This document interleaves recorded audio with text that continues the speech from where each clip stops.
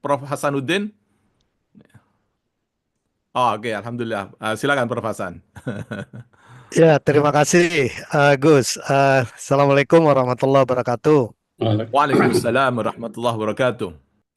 Terus terang dia sulit nambahkan ini ya, karena yang bicara ini semua sudah pemain lapangan ini ya, kepemimpinan ya.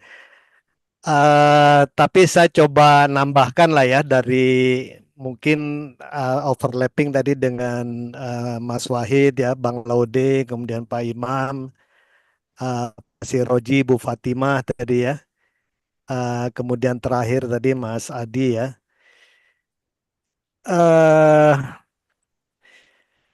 Terus terang ini saya nyun sewu ya, saya tidak terlalu sekarang ini tidak terlalu antusias ya mengikuti kepemimpinan nasional ini karena nggak tahu lah wait and see lah ya. Mungkin Bang Laudi yang di dalam nanti lebih paham tentunya ya.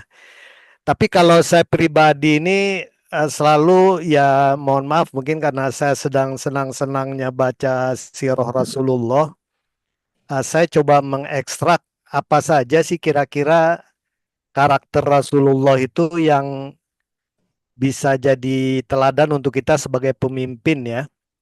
Kan yang di grup ini saya lihat pernah ada yang jadi rektor ya, mungkin kepala badan, dirjen dan segala macam. Jadi sudah pernah lah memimpin ya. Mas Adi juga sudah pernah jadi jubir gitu ya. Itu juga kan posisi kepemimpinan ya. Dari Rasulullah saya lihat satu karakter yang pertama itu beliau tidak pernah memikirkan untuk memperkaya diri sendiri dan keluarga ya. Itu yang menurut saya salah satu akhlak yang perlu ditiru lah, meskipun sulit lah ya. Tapi mungkin kalau kita jadi pejabat ya kita hanya apa maksudnya konaah dengan apa yang ada saja lah ya. Gaji, tukin, tunjangan, sudah itu aja. Nggak neko-neko ya. Tapi kalau kita lihat Rasulullah kan tidak memperkaya diri dan tidak keluarganya juga ikut menderita kalau kita baca sirah ya. Tidak ada keluarga Nabi yang waktu itu lebih kaya. Sehingga saya pun kadang-kadang bingung ya. Rasulullah hidup menderita begitu, tapi kan sahabatnya banyak yang kaya-kaya ya. Abdurrahman bin Auf, Abdullah Utsman bin Affan, apa beliau nggak minta gitu atau yang sahabat yang kaya ini apa nggak ngasih ya?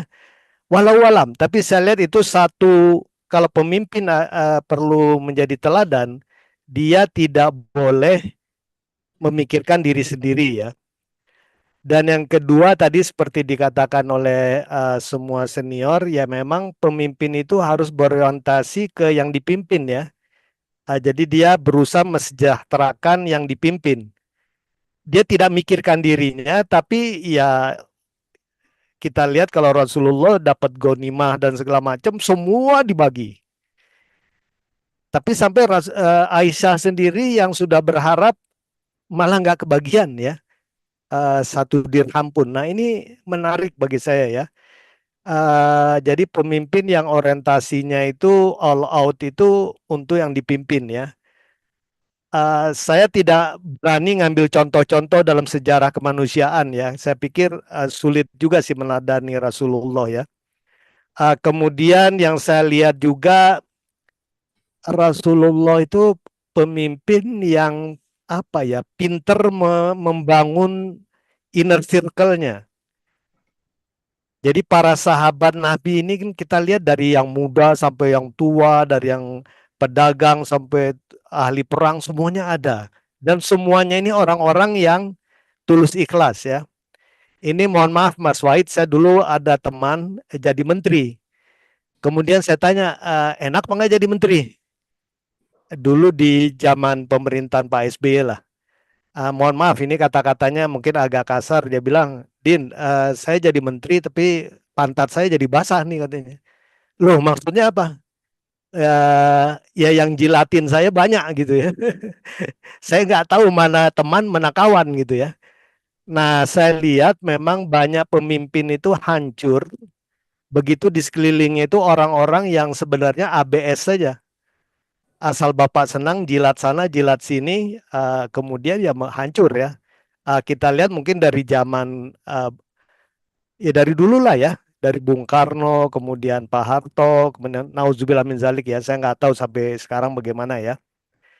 Jadi Rasulullah itu saya lihat beliau itu pintar membangun inner circle di sekelilingnya ya. Orang-orang di sekeliling itu, para sahabat ini memang orang-orang yang apa ya, membuat kepemimpinan beliau itu dapat diteladani ya. Tentunya akhlak ya, akhlak mulia saya lihat kalau Rasulullah ini ya tadi sidik, amanah, fatona, tabligh kita tahu semua ya. Saya pikir walau walam lah kalau ada pemimpin Indonesia yang punya ini, saya nggak berani ngejudge ya. Dan kemudian Rasulullah saya lihat juga adil ya. Nah ini adil ini saya pikir perlu ini ya. Kita tahu Piagam Madinah bagaimana Kanjeng Nabi Shallallahu Alaihi Wasallam memperlakukan Yahudi, musyrikin ya, muslimin dan seterusnya ya dengan adil ya. Saya pikir keadilan ini penting ya. Dan ini yang kita lihat kadang-kadang sekarang ini walau alam ya, saya merasa ada sesuatu yang kadang-kadang tidak adil ya. Kalau dekat dengan pemimpin rasanya segala sesuatu jalannya mulus ya. Kalau berhadapan dengan pemimpin kelihatannya ada banyak masalah ya. Kita tahulah, paham semua itu ya. Jadi masalah keadilan ini saya pikir penting ini ya. Adil ini saya pikir juga sifat Gusti Allah ya. Kita lihat kan Gusti Allah itu ya adil ya.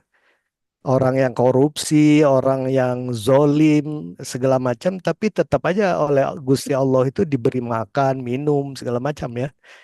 Tapi ya ini keadilan ini yang saya lihat perlu ditegakkan ya. Karena begitu adil itu hilang, semua masalah itu eh, timbul ya. Saya nggak tahu, nanti mungkin Bang Laude yang nitip lah di dalam ya.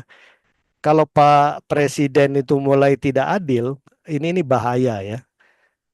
Karena begitu, karena manusia itu merasa ya, kita tidak hanya percaya ucapan-ucapan, jargon-jargon, tapi kita merasa ini adil apa tidak ya. Ini penting. Nah, kemudian saya lihat sifat berikutnya yang bagus sebagai pemimpin dari Rasulullah. Rasulullah itu penyayang, tapi saya lihat kalau hal-hal tertentu beliau tegas ya. Jadi begitu begitu ada hal-hal yang negatif, beliau tegas. Tapi kalau hal-hal yang positif, beliau pengasih, penyayang, adil segala macam ya. Tapi begitu ada yang macam-macam, tegas. Jadi kalau saya mendengar pidato Pak Presiden di ulang tahun NU kemarin, saya ikut senang gitu ya. Oh ternyata mudah-mudahan memang ketegasan beliau itu langsung ya. Nantinya ada efeknya lah ya. Saya walau alam lah. Tapi saya terus terang senang gitu ya waktu dengar Pak Prabowo pidato di ulang tahun NU. Saya pikir wah bagus ini ya. Beliau ketegasannya itu muncul ya. Jadi memang saya lihat kalau saya amati Kanjeng Nabi Shallallahu Alaihi Wasallam ini memang hampir seluruhnya beliau itu penyayang, pengasih, pemurah segala macam ya. Tapi beliau tetap punya ketegasan ya. Jadi pemimpin saya pikir itu. Dan kemudian yang terakhir tentunya ya di zaman modern apapun pemimpin itu harus bergantung kepada Allah ya. Saya nggak tahu nih Bang Laude, apakah Pak Presiden itu masih sholat atau segala macam ya. Ya sebagai seorang Muslim walau alam. Meskipun mungkin ya nggak tahu apakah ini dalam kepemimpinan modern penting. Tapi bagi saya pribadi, seperti kata Pak Imam tadi, justru pemimpin ini dia yang tanggung jawabnya paling besar. Justru dia harus paling banyak bergantung pada Allah ya. Tapi tentunya kita tidak bisa minta misalnya Pak Prabowo selalu tahajud tiap malam ya. Itu nggak tahu lah walau alam ya. Tapi kalau begitu pemimpin melupakan Allah, melupakan ajarannya, saya biasa tidak terlalu banyak harapan ya. Jadi saya tidak tahu ya kehidupan beragama Pak Presiden segala macam, mungkin Bang Laude yang lebih tahu.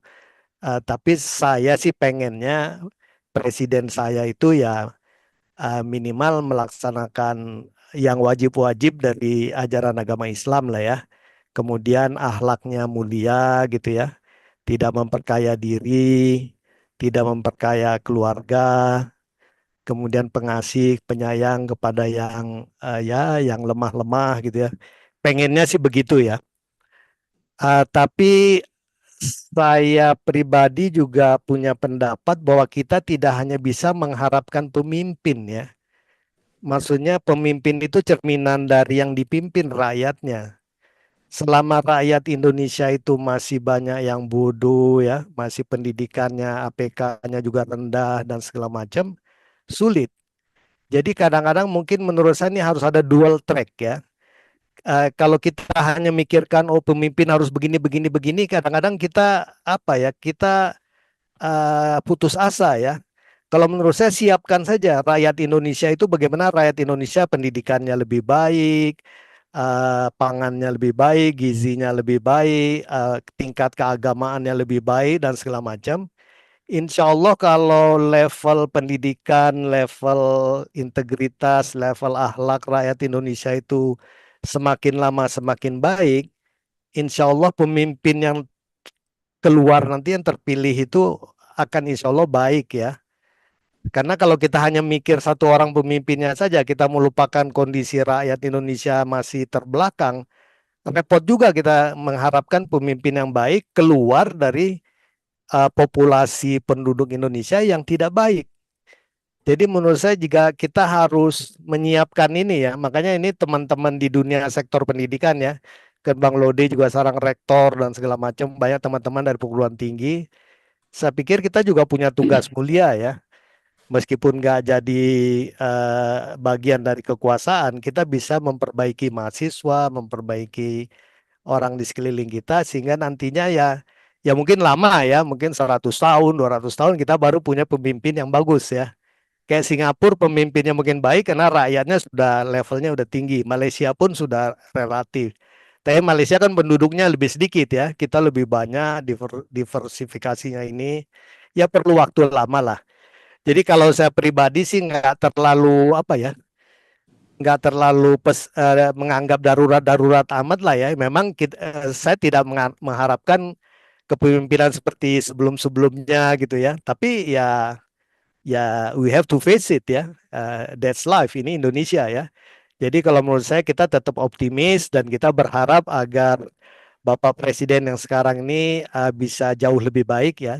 Amin, amin, amin. Arah-arahnya sudah kelihatan, kalau feeling saya, hati saya nih kelihatannya beliau akan lebih baik ya Amin, dari amin. yang sebelumnya. Walau alam bisawab. Ini nitip ke Bang Laude nih ya, yang berada di lingkaran beliau ya. Tapi nitip Bang Laude, kalau bisa minimal beliau sholat wajib itu jangan lepas lah ya. Kemudian ya baca Quran, hadis, satu dua, atau punya guru inilah, guru ya Bang Laude lah jadi guru spiritualnya ya. Itu aja. Nitip aja ke Bang Oke. Laude. Terima Ya, kasih. ya. Assalamualaikum Terima kasih. warahmatullahi